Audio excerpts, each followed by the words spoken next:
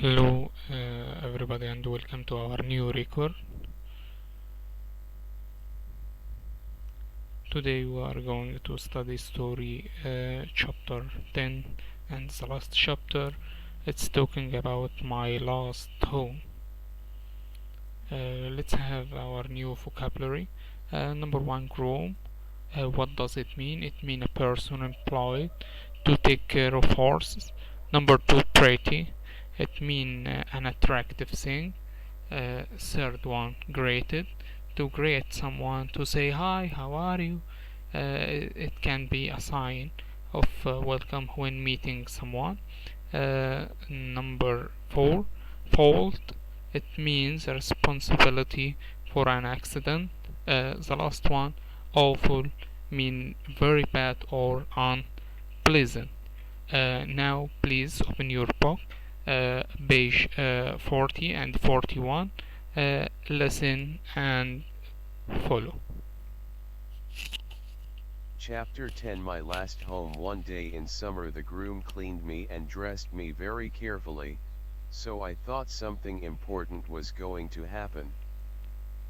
Willie was happy, but a little worried as he got into the carriage with his grandfather. "Don't worry, Willie.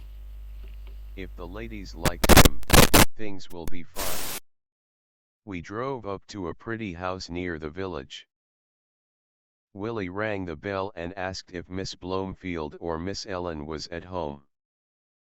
The ladies came out of the house and greeted us. They all looked at me and asked questions. Miss Ellen said I had a good face, and I could see that she liked me very much. Then a tall lady with very white skin came out of the house. She said that she was nervous about me because I might fall again. But Willie's grandfather spoke to them gently. "You see, ladies, many good horses get broken knees because of bad drivers. It's not their fault. Perhaps you could try him a little, then your coachman can see what he thinks." The third lady thought that was a good idea, and so they all agreed. The next morning a gentleman took me to my new home and put me in a nice stable with good food. When the groom came in to clean me, he seemed quite surprised. He stood back a little and looked at me carefully.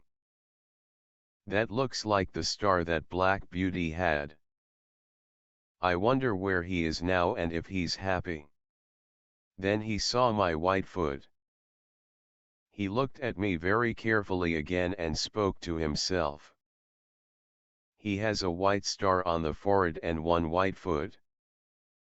Why, it must be Black Beauty. Why, Beauty. Beauty, don't you know me? I'm Little Joe Green. Don't you remember me? I almost killed you." He put his arms around my neck and hugged me, and then he patted and patted me with great joy. I could not remember him so well because he was a grown fellow now with a man's voice. But I was sure he knew me. Yes, I was sure that he was Joe Green, and I was very happy. I put my nose up to him to tell him we were friends. I never saw a man so happy. "I wonder who the awful rider was who broke your knees, my dear Beauty. Well, you're going to have good times now, my old friend."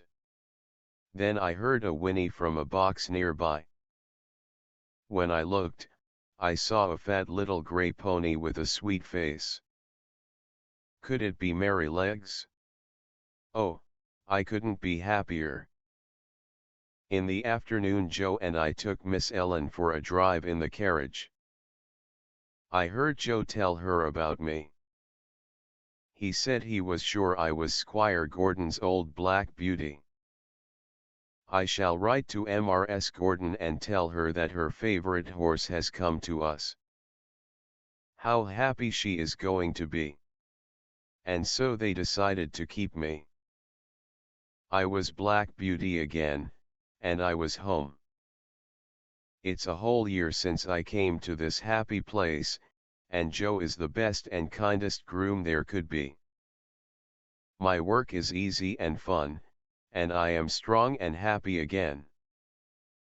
Mr. Thorogood and Willie come to visit now and then, and my ladies promised me that I can stay with them for the rest of my days. I have nothing to fear now. All my troubles are over and I am at home, so here my story ends. Sometimes before I wake in the morning, I believe I'm still in the green fields at Birtwick. I'm happy, standing there with my old friends under the apple trees.